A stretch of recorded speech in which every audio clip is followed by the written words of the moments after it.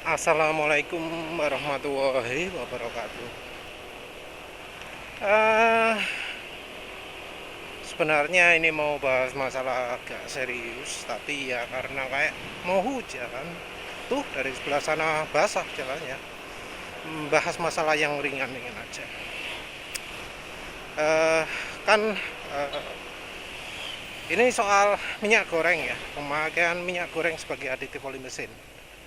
Jadi ada fenomena yang menyedihkan, menyedihkan, yang kontradiktif tapi menyedihkan.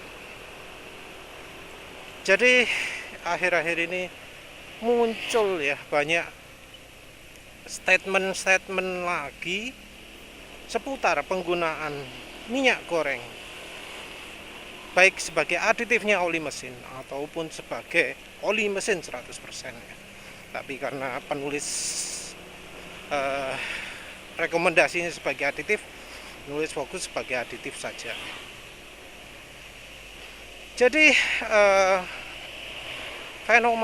fenomenanya adalah ketika penjelasan soal minyak goreng itu soal keburukan terutama ya, soal rumor negatif, soal statement yang mengatakan bahwa nggak baik pakai minyak goreng sebagai oli mesin ataupun aditif oli mesin, itu selalu kalau tidak tanpa bukti maka buktinya nggak relevan atau di luar konteks. Jadi fenomenanya seperti itu.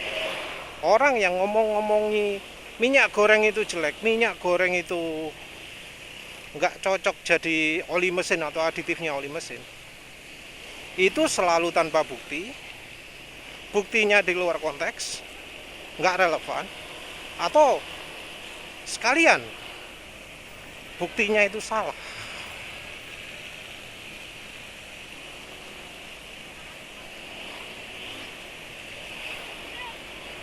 Orang itu yang sering pakai sebagai referensi utama, sebagai bahan perdebatan utama itu adalah common sense. Common sense itu adalah pengetahuan umum. Pengetahuan umum itu artinya adalah apa yang diyakini oleh banyak orang. Common sense itu seperti itu. Jadi ada yang ngomong secara common sense, yang namanya minyak goreng itu nggak bisa jadi aditifnya oli mesin atau jadi penggantinya oli mesin. Common sense-nya seperti itu.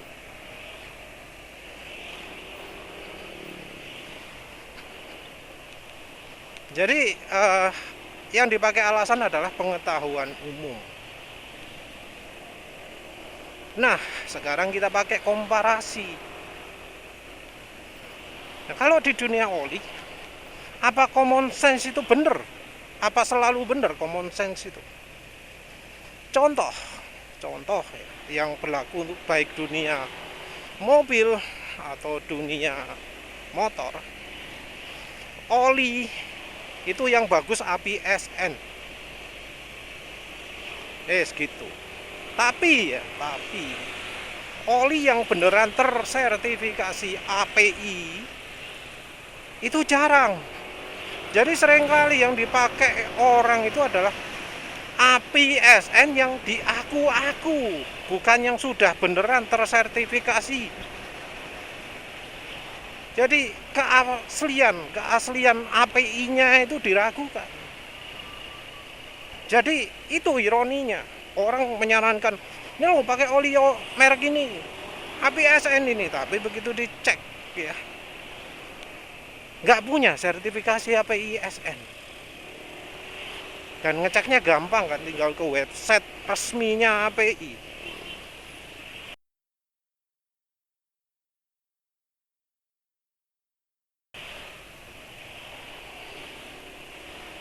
Jadi banyak yang API itu sedang ngaku-ngaku.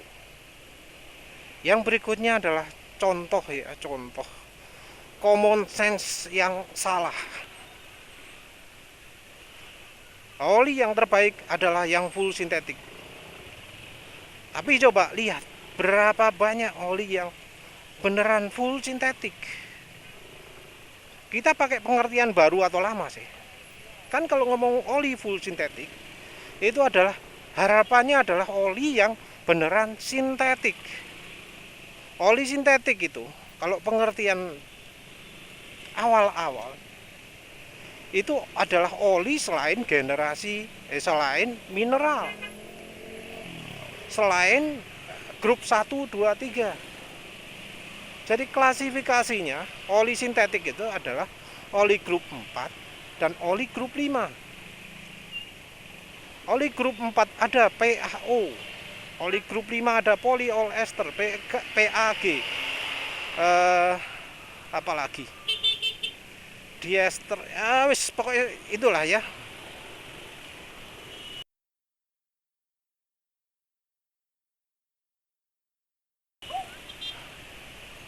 Nah, ketika ada oli yang full sintetik, maka harusnya sebagian besar dari oli tersebut PaO, harusnya seperti itu. Tapi faktanya bagaimana? Faktanya justru yang bahannya PaO itu sangat sedikit. Kalau kita lihat datasheet, di datasheet itu oli yang mengandung PaO ditulisi DCNE, DECENE, DCNE. Nah, ada berapa persen oli yang di material safety datasheetnya ada tulisannya DCNE? Sangat-sangat sedikit sekali atau hampir nggak ada.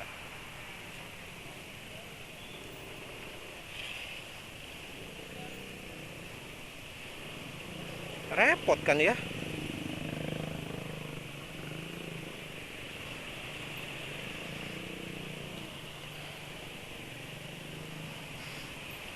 Jadi material safety datasheet itu mencantumkan bahan oli. Harusnya oli yang full sintetik itu mayoritas kandungannya DCNE. Tapi realitanya yang kandungannya DCNE sangat sedikit.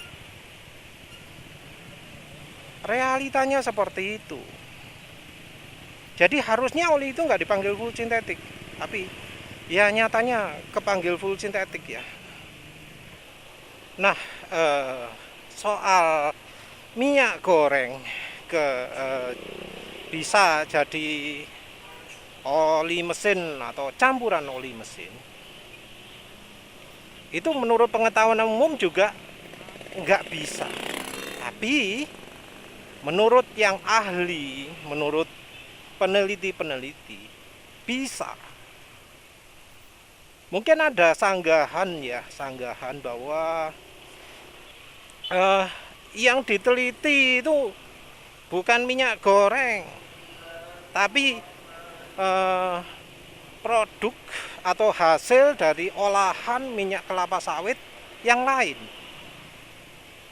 Nah, ini bisa kita telusuri dari sebenarnya produk atau derivasi atau hasil olahan dari minyak goreng minyak kelapa sawit itu apa saja. Jadi minyak kelapa sawit itu sebelum diterima pabrik minyak goreng itu di-refined, disuling, di-bleached, diumbah taupo nggak ngerti, terus deodorize, dihilangkan baunya mungkin kayaknya gitu, atau dikasih bau atau embol lah. Yang jelas setelah proses tersebut dihasilkan RBD palm oil, minyak kelapa sawit yang sudah di refined, bleached, deodorized, RBD palm oil. Setelah itu dipisah antara yang padat dan yang cair. Yang cair ketemu yang RBD palm olein, yang padat ketemu RBD stearin. Nah, yang stearin ini mau dijadikan minyak goreng atau apa gitu ya, atau sabun, tak opo. Nah, yang olein ini dikirim ke pabrik minyak goreng untuk dikemas. Jadi RBD palm olein itu minyak goreng, jadi minyak goreng. Jadi minyak goreng itu adalah RBD palm olein.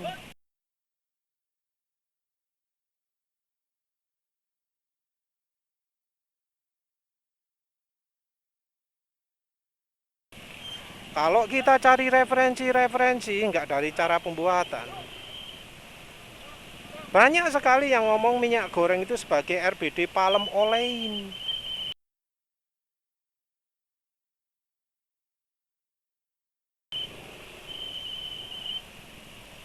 Jadi minyak goreng itu adalah nama kimianya, nama ilmiahnya, nama resminya adalah RBD palm olein.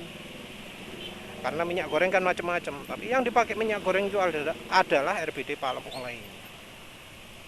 Dan kalau kita cari ya, peneliti ada yang pakai RBD palm olein, terutama sebagai campuran. Jadi kalau misalnya kita cari di Google ya, RBD palm olein lubrikan pelumas, itu yang ketemu adalah penelitian mencampurkan RBD palm olein dengan oli mineral atau oli sintetik atau oli semi sintetik.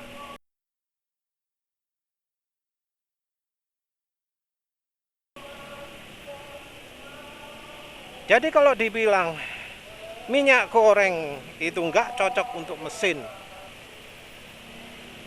minyak goreng bukan untuk mesin, minyak goreng tidak bisa dipakai untuk mesin, itu common sense-nya iya. Banyak sekali mayoritas orang berpendapat bahwa minyak goreng itu nggak bisa untuk mesin, untuk masak tok saja. Tapi menurut peneliti, minyak goreng bisa dipakai sebagai oli mesin, atau lebih tepatnya RBD palm olein.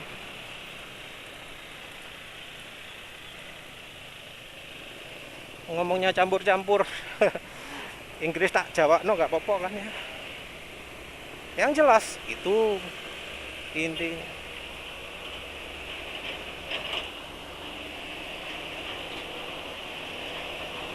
Jadi salah kalau ya ngomongin minyak goreng untuk masak. Tapi biasanya yang ngomong gini bukan orang resmi. Salah paham berikutnya adalah minyak goreng itu mengandung gliserol.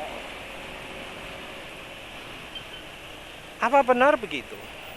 Ini sebelumnya udah pernah penulis jelaskan.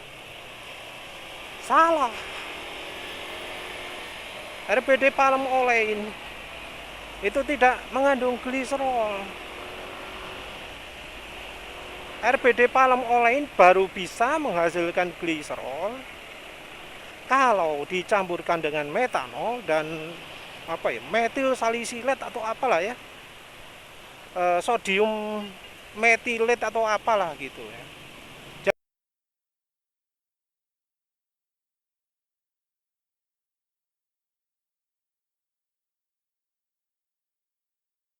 Jadi harus dicampurkan dengan zat lain dulu, baru bisa mengeluarkan produk yang namanya FAME, FAME, fatty acid methyl ester dan gliserol. Nah, FAME ini mau jadikan bahannya solar, biosolar. Biosolar itu FAME, FAME. Tapi proses biosolar bukan cuma FAM itu ya, ada yang namanya HVO. Kalau HVO prosesnya beda lagi, nggak ada campur metana. Wes, itu intinya. Jadi yang ngomong ada gliserolnya itu salah. Yang berikutnya ngomong minyak goreng tak tahan panas. Buktinya apa? Barusan penulis mengadakan percobaan sederhana lah ya.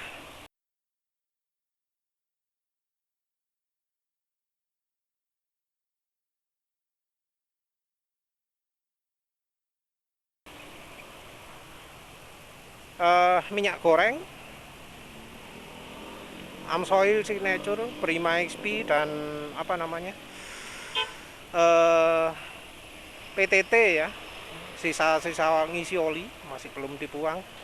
Ya wis, tak penulis ambil dalamnya, warnanya beda-beda ternyata. Ya wis, dipanggang, hasilnya kacau balau, tapi udah kelihatan bahwa yang pakai minyak goreng itu lebih tahan terhadap panas. Jadi yang mendidih dulu justru Amsoil Signature. Amsoil Signature kalau yang nggak tahu itu sering banget dipuji-puji, dipuja-puja sebagai oli full sintetik, sebagai salah satu rekomendasi oli full sintetik. Dan penulis beli yang model lama, yang versi lama, yang ya mestinya masih ada kandungan DCN-nya. Tapi apa yang terjadi? Yang terjadi adalah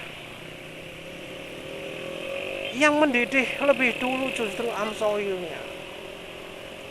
Nah, yang ngomong tahan panas ini jelas asal jeplak kan ya. Karena dipanggang, buktinya yang kebakar duluan adalah minyak goreng.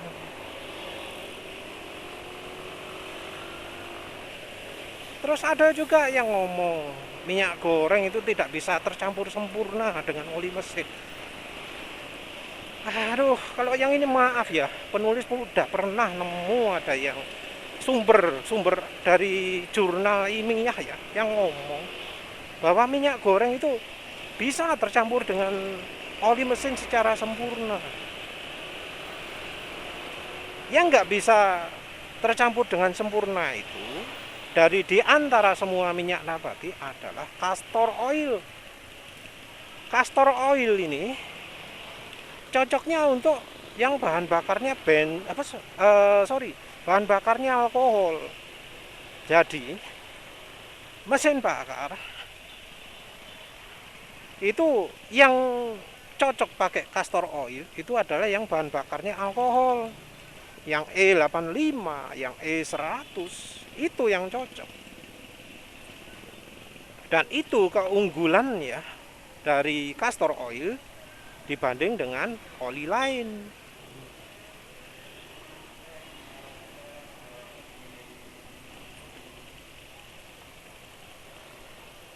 Dan itu jadi keistimewaan castor oil. Karena keistimewaan itu, castor oil juga punya kelemahan. Kelemahannya apa? Nggak bisa dicampur dengan oli mineral.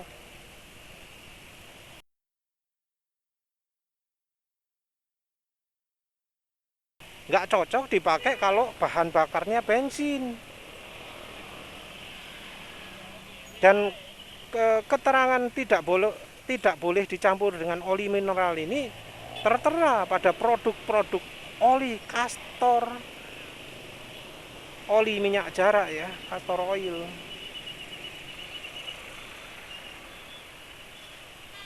Jadi itu sudah jelas bahwa mereka ini salah prediksi,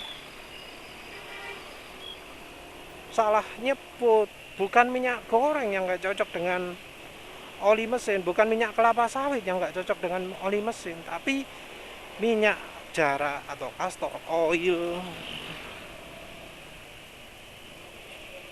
Dan buktinya banyak yang melakukan penelitian palm oil, RBD palm olein yang dicampurkan dengan oli mesin.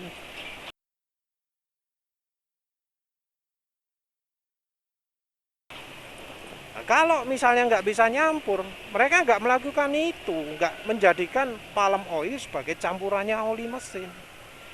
Tapi buktinya banyak. Karena apa? Ya karena bisa nyampur. Sayangnya penulis sudah lupa di mana itu kutipannya. Di mungkin kalau ubek-ubek di kupasmotor.wordpress.com ada ya, tapi kan artikelnya berapa itu. Nyari gitu susah ya.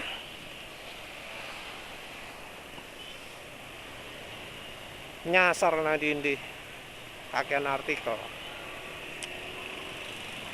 Ya, terus yang jelas soal minyak goreng itu nggak bisa tercampur sempurna dengan oli mesin, yang ngomong itu nggak pakai bukti,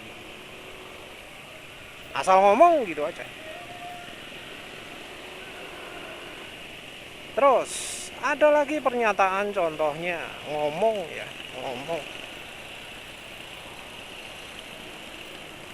bahwa minyak goreng itu bikin oli makin cepat rusak. Minyak goreng itu bikin oli umurnya jauh lebih pendek daripada oli yang paling murah. Ya mungkin maksudnya paling jelek ya.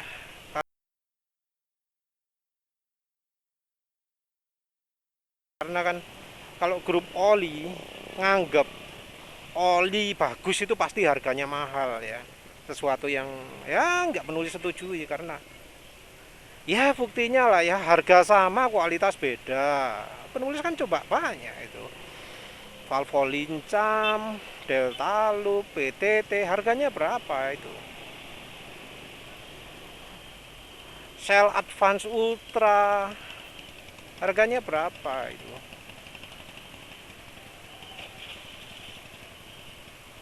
Bandingannya ayo dengan apa? Repsol, dengan Bardahl. Murah Bardahl, murah Repsol. Penulis ini nggak ngomong merek Pertamina lagian.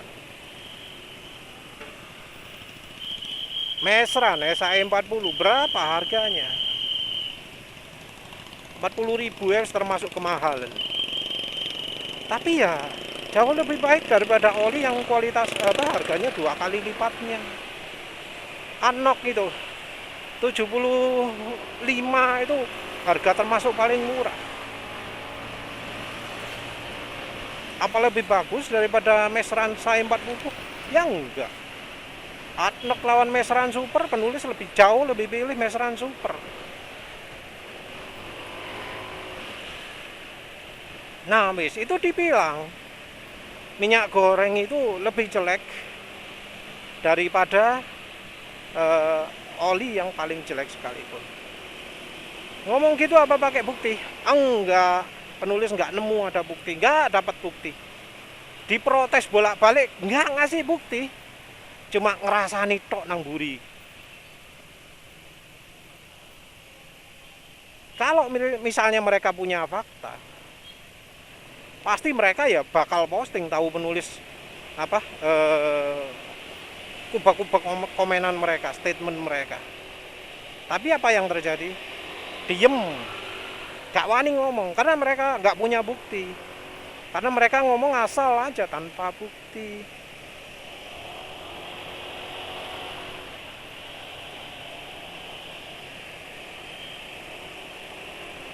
Terus pemakaian kilometer. Jadi diomongkan bahwa kalau pakai minyak goreng ya, misal pemakaiannya normal 5.000 km. Kalau pakai minyak goreng justru akan jadi berkerak mesin itu, katanya kan gitu. Entah siapa yang ngomong lah ya, tapi kan banyak ya contoh ngomong pakai minyak goreng jadi berkerak. Apa bergerak beneran? Justru enggak ya. Justru yang pakai minyak goreng itu mesinnya jadi lebih bersih.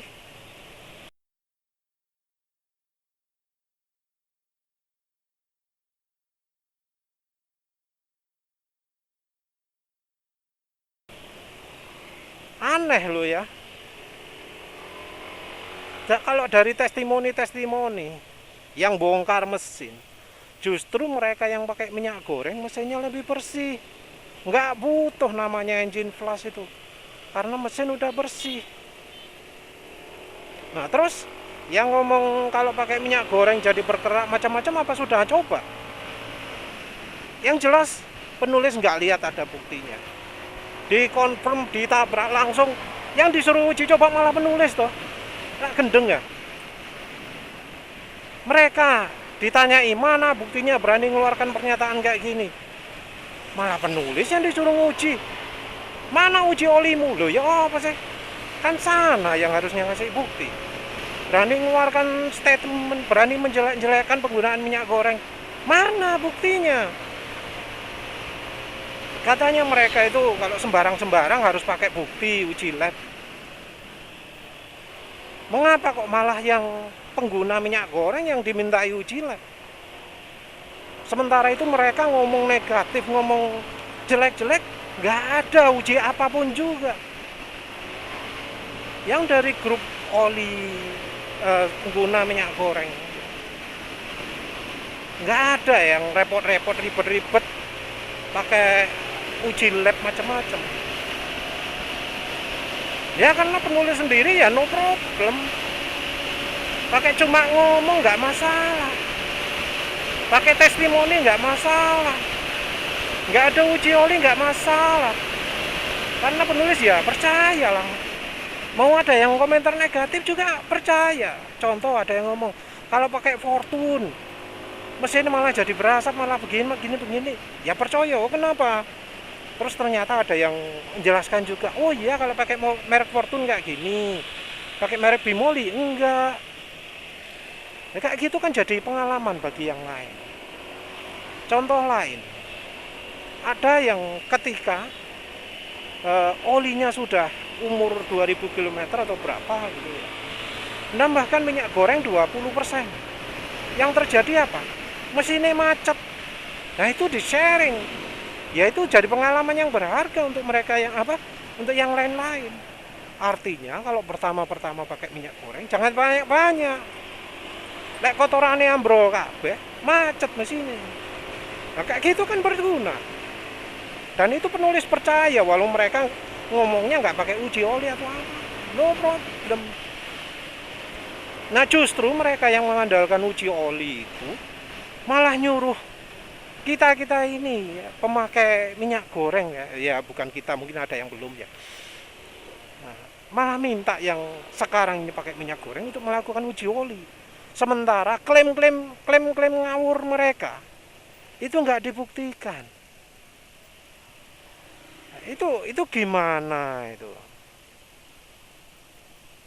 Kan repot kalau gitu itu ya. Ngomong asal jeplak, nggak pakai bukti, ditanyai bukti kita yang disuruh ngasih.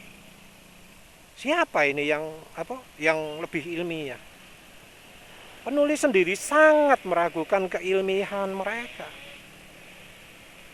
Sangat meragukan.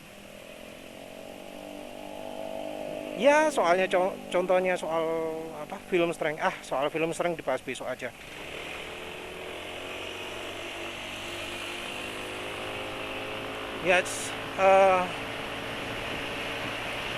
Ya besok aja lah yang lain-lain.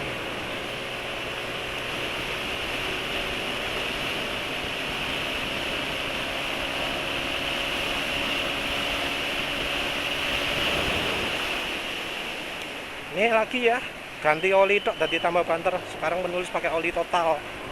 Tadi termasuk sangat cepat. Ya mungkin 17 detikan mungkin, nggak tahu lagi. Tapi akselerasinya banter.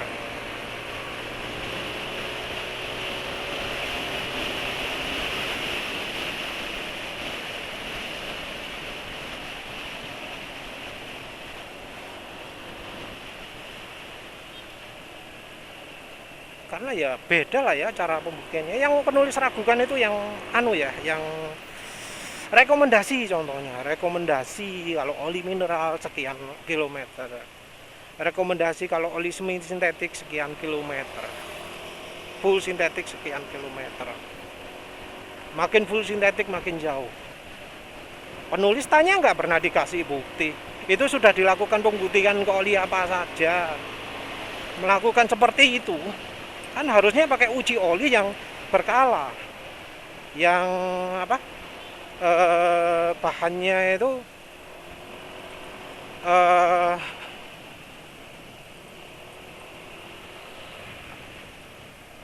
minim. Misalnya ujinya sampai 5.000 km, maka tiap 1.000 km dilakukan pengujian. Tapi yang penulis tahu, kalau grup oli melakukan uji oli, itu ngomongnya pasti murah, murah kok, murah kok, murah kok. Biaya uji oli cuma ratusan ribu. Padahal yang penulis tahu, ratusan ribu itu berlaku untuk satu kali uji oli. Mungkin 150.000, mungkin 250.000, mungkin 400.000 sekali uji. Kalau ngomong biaya uji olinya cuma ratusan ribu, maka artinya mereka melakukan uji oli itu minim, maksimal 2 kali. 2 kali 150.000 ketemu 300.000. 2 kali 250.000 ketemu 500.000. Nggak mungkin mereka melakukan uji olinya itu dari apa banyak gitu, misalnya 5 kali 200.000 sudah 1 juta.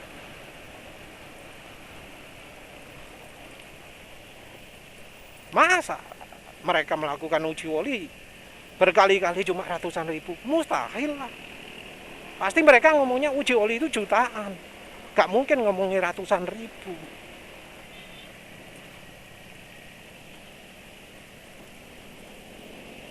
Penulis sangat meragukan ya legitimasi klaim mereka, kevalidan klaim mereka bahwa oli mineral itu lebih pendek masa pakainya.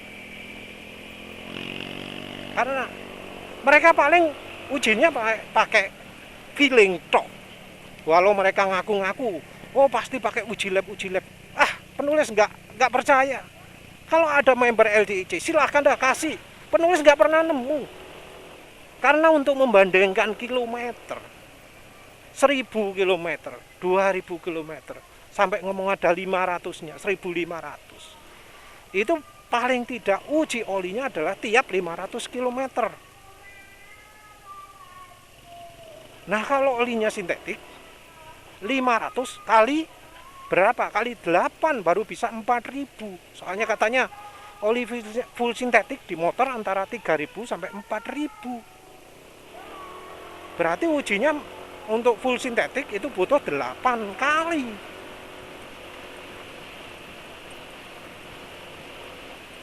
Penulis benar-benar ragu. Terus ada yang ngomong kalau minyak goreng itu kental.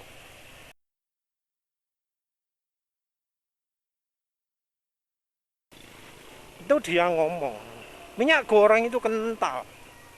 Karena kental itu sehingga olinya jadi halus.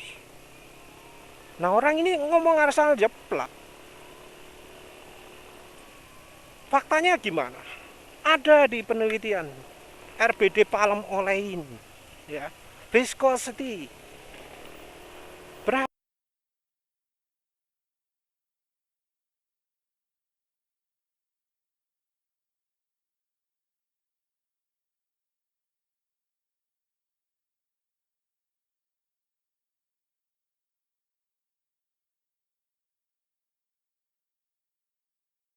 coba? Ternyata hampir setara 0W20. Artinya apa? Ya encer olinya dibanding oli motor. Oli motor matic yang encer itu 10W30, yang kental itu 10W40. Nah dibilang lebih kental, apa 0W20 lebih kental daripada 10W30? Enggak kan? Nah itu loh, itu fenomenanya.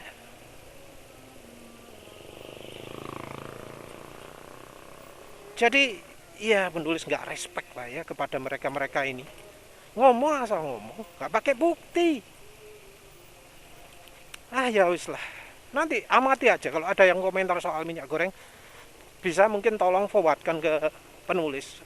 Pengen tahu apa ngomongnya pakai bukti atau asal jeplak lagi.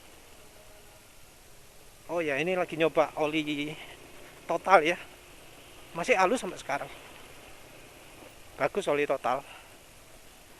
Wes, gitu aja. Terima kasih udah menonton. Assalamualaikum warahmatullahi wabarakatuh.